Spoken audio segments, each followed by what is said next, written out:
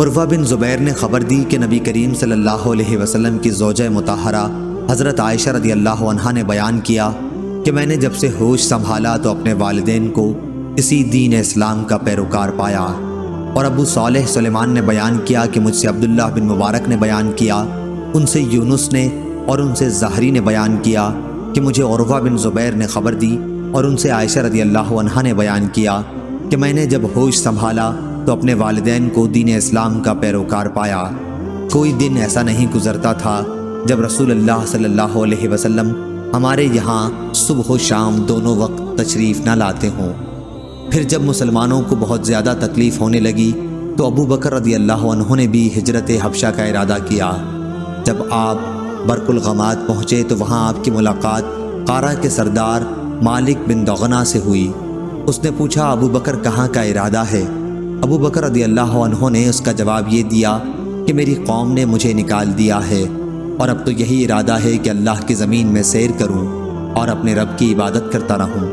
اس پر مالک ابن دغنہ نے کہا کہ آپ جیسا انسان اپنے وطن سے نہیں نکل سکتا اور نہ اسے نکالا جا سکتا ہے، کہ آپ تو محتاجوں کے لیے کماتے ہیں، صلہ رحمی کرتے ہیں، مجبوروں کا بوجھ اپنے سر لیتے ہیں، مہمان نوازی کرتے ہیں اور حادثوں میں حق بات کی مدد کرتے ہیں۔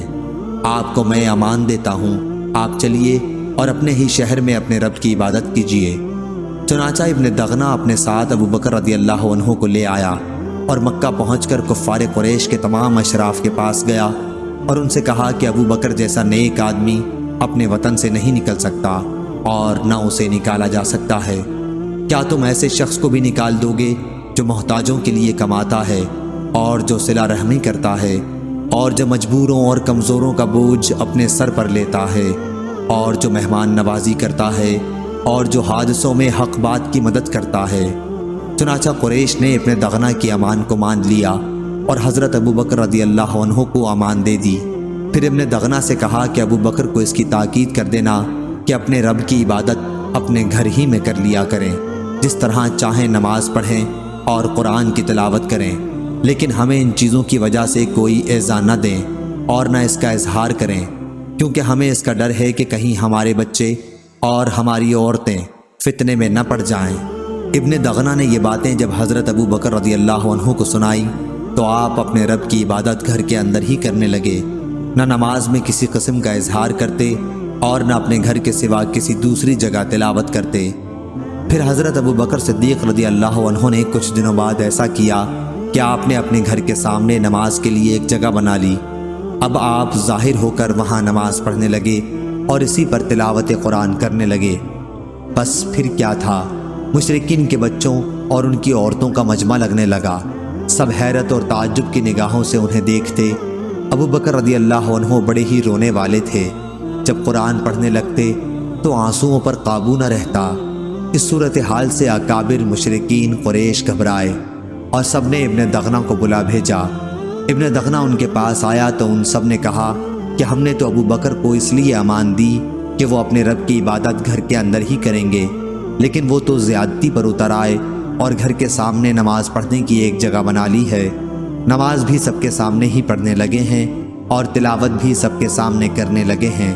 ڈر ہمیں اپنی اولاد اور عورتوں کا ہے کہ کہیں وہ فتنے میں نہ پڑ جائیں، اس لیے اب تم ان کے پاس جاؤ۔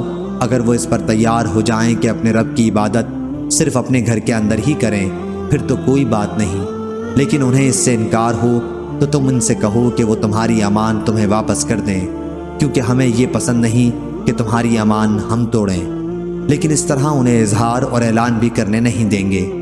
حضرت عائشہ رضی اللہ عنہا نے بیان کیا کہ اس کے بعد ابن دغنہ حضرت ابو بکر رضی اللہ عنہ کے پاس آیا اور کہا کہ آپ کو معلوم ہے وہ شرط جس پر میرا آپ سے عہد ہوا تھا، اب یا آپ اس شرط کی حدود میں رہیں یا میری امان مجھے واپس کر دیں، کیونکہ یہ میں پسند نہیں کرتا کہ عرب کے کانوں تک یہ بات پہنچے کہ میں نے ایک شخص کو امان دی تھی لیکن وہ امان توڑ دی گئی۔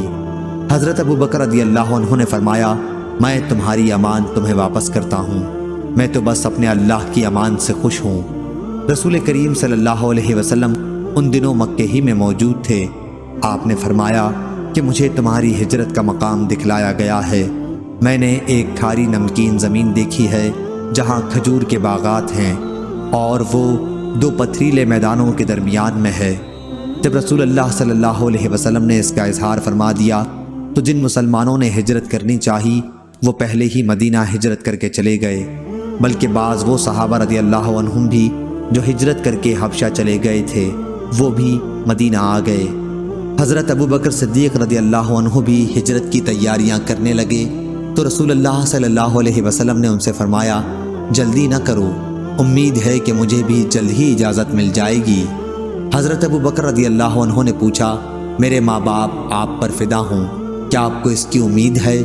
آپ صلی اللہ علیہ وسلم نے فرمایا کہ ہاں ضرور۔ چنانچہ حضرت ابوبکر صدیق رضی اللہ عنہ رسول اللہ صلی اللہ علیہ وسلم کا انتظار کرنے لگے تاکہ آپ کے ساتھ ہجرت کریں۔ ان کے پاس 2 اونٹ تھے، انہیں 4 مہینے تک وہ ببول کے پتے کھلاتے رہے۔